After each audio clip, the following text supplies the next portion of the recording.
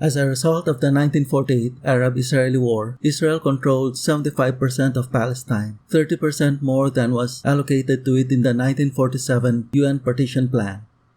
Israel was established as a Jewish state, while an Arab state was not formed, and the war displaced 700,000 Palestinian Arabs who were forced into Arab-controlled Palestine or became refugees in neighboring Arab countries.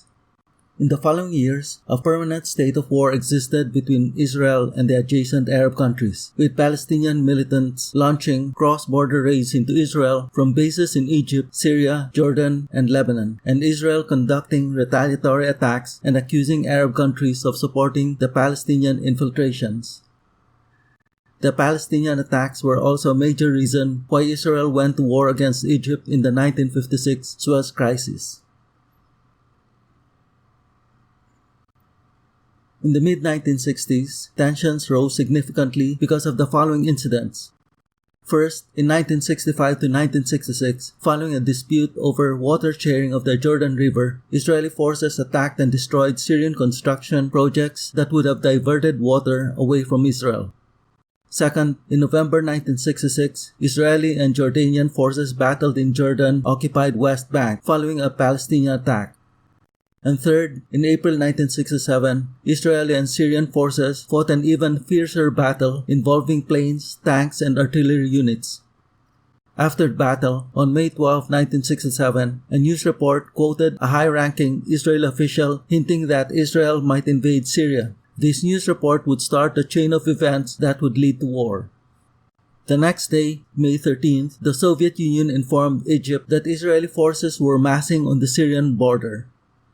Although Egyptian authorities verified that the Soviet information was untrue, Egypt, complying with its mutual defense treaty with Syria, placed its forces on full alert and deployed troops in the Sinai near the border with Israel. Then on May 19th, Egypt expelled the UN peacekeepers in the Sinai, and 4 days later, May 23rd, closed the Straits of Tiran to Israeli shipping. On May 30th, Egypt and Jordan signed the defense pact, and the next day, May 31st, Iraqi forces arrived in Jordan. By then, war fever was seething in the Arab world, and Arab leaders and media issued provocations against Israel, indicating imminent war. By then also, Israel was gripped by the certainty of war. When Egypt closed the Straits of Tiran, Israeli authorities had declared that this was an act of war, and Israeli forces were mobilized.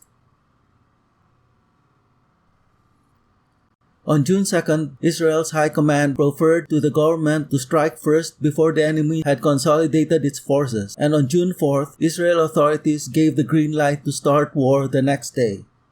Israel was fully prepared for war. Both the United States and Britain believed that Israeli forces would defeat the combined Arab forces, and the top Israeli official posited that Israel would achieve victory in a week.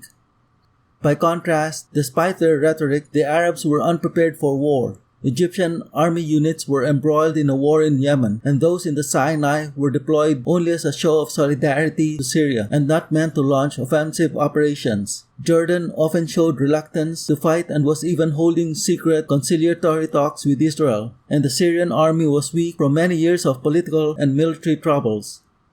Israel fought in 3 sectors: the Gaza Strip and Sinai Peninsula against Egypt, the West Bank against Jordan, and the Golan Heights against Syria. On the morning of June 5, 1967, 200 Israeli planes attacked Egyptian air bases in the Sinai and Egyptian mainland, destroying hundreds of planes, nearly 80% of Egyptian's air force. In one coup, Egypt's air power, which was the strongest of the Arab countries, was knocked out, allowing Israel to gain total air domination, which would decide the outcome in this sector. Under cover of the air attacks, Israeli ground forces crossed the border into Egypt. In the north, an Israeli armored division comprising 250 tanks attacked the Gaza Strip, which was defended by 4 Egyptian divisions. After heavy fighting, the Israelis captured Gaza and crossed into the Sinai. To the south, 2 Israeli armored divisions advanced to central Sinai. On day 2, June 6, Israeli forces broke through the Egyptian defenses, and the Egyptian Central Sinai Command collapsed. Egyptian military authorities then ordered a full retreat from the Sinai. But in the hasty, chaotic retreat, Israeli planes wreaked havoc on Egyptian units, while Israeli armor raced westward and cut off and destroyed other Egyptian units attempting to escape. On June 7th, Sharm el-Sheikh fell, and the Straits of Tiran were reopened to Israeli shipping. By June 8th, day 4 of the war, Israeli forces had captured Gaza and the whole Sinai Peninsula as Israel and Egypt signed a UN ceasefire. Encouraged by erroneous reports that Egypt was winning the war, Jordan opened hostilities on June 5, 1967, with Jordanian planes as well as those of Syria and Iraq launching sorties on targets in Israel. Israeli planes retaliated by destroying Jordan's entire air force of 28 planes just as they returned to their air bases, which again proved decisive as Israel gained full control of the sky. Ground fighting between Jordanian, Iraqi, and Israeli forces occurred in Israel, Jerusalem, and the West Bank. Battles took place in Jerusalem and surrounding areas, with Israeli forces gaining full control of Jerusalem by June 7th, day 3 of the war, and Jordanian forces withdrawing from the West Bank, fearing an Israel attack on Jordan itself. On June 9th, Jordan and Israel signed a UN ceasefire. As in the other theaters of the war, fighting in the northern sector began on June 5, 1967, when Syria launched airstrikes over parts of Upper Galilee. Israeli planes retaliated, destroying nearly half of all Syrian planes on the ground, and Israel gaining total air domination, which again proved decisive.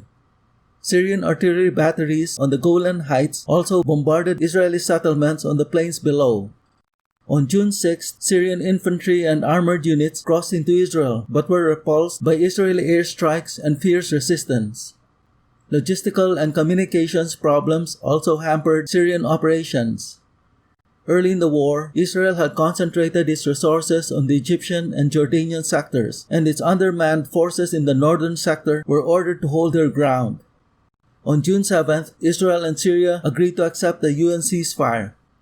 But by June 9th, when victory over Egypt and Jordan became apparent, Israel decided to restart hostilities against Syria, particularly aiming to capture the strategically important Golan Heights, whose artillery had caused much trouble to Israel's northern communities. On June 9th, day 5 of the war, Israeli forces attacked the Golan Heights, advancing uphill along two fronts against strong Syrian defenses. In the steep, rugged north, Israeli infantry and armored thrusts, subject to fierce enemy fire, suffered heavy losses but achieved their objectives, aided greatly by air and artillery cover. The Israeli advance in the less steep south also overran Syrian positions, and by the evening of June 9th, more Israeli forces were pouring into the whole length of the Golan Heights. Despite these Israeli successes, Syrian defenses continued to hold in much of the Golan. But on June 10th, day 6 of the war, the Syrian government mistakenly announced that the Syrian Regional Military Command in Quneitra had fallen to the Israelis. Panic then broke out among Syrian units in the Golan, who abandoned their positions and fled toward Damascus, leaving behind large amounts of weapons, ammunition, and military equipment. Thereafter, Israel gained control of the Golan Heights as a UN ceasefire came into effect. The war had long-lasting adverse effects on the Middle East. Hundreds of thousands of Palestinians and other Arabs fled or were expelled from Israeli-captured territories, particularly the West Bank and Golan Heights. Palestinian militancy greatly increased as Palestinians came to believe that Arab countries were incapable of defeating Israel in open warfare, but that Israel's defeat could be achieved only through terrorist actions. The war dealt a demoralizing blow to the defeated Arab countries. Their militaries blamed their governments for the catastrophe, and Syria and Jordan suffered acute political and domestic troubles in the following years. For Israel, the war was a resounding success. It had tripled the size of its territory, and the wave of euphoria swept over the nation. But Israeli authorities were also cautious, and correctly inferred that the captured territories may pose a long-term liability. Thus, on June 19, 1967, Israel offered to return the Sinai and Golan Heights in exchange for a peace agreement. But the proposal apparently was not received by Egypt and Syria. At any rate, in September 1967, Egypt, Syria, and other Arab countries issued the Khartoum Resolution, which advocated no negotiation with Israel and that only force would be used to win back the lost territories. Israel's success in the Six-Day War produced the dangerous myth that its armed forces were invincible, and this myth was subsequently shattered just 6 years later in 1973 when Egypt and Syria attacked Israel in the Yom Kippur War.